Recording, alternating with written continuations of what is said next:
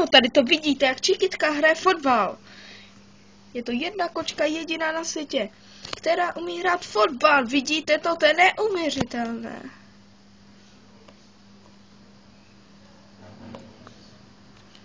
Přihraj. Ano, Čikitka se hraje s míčkem.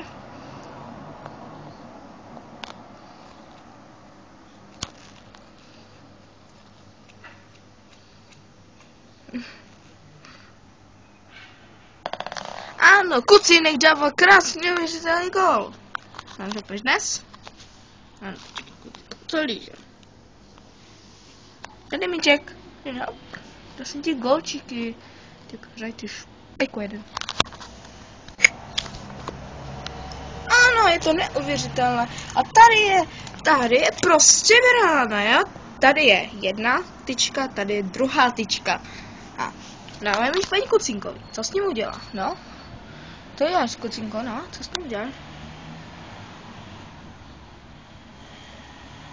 Ano! A dává gól! To je neuvěřitelné!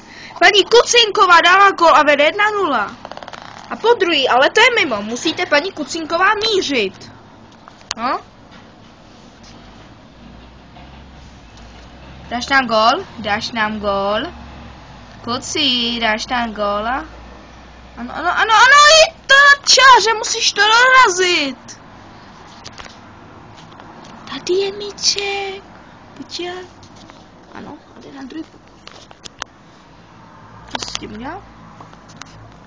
Ano, a dává gól a teď si vylizuje kůžičku.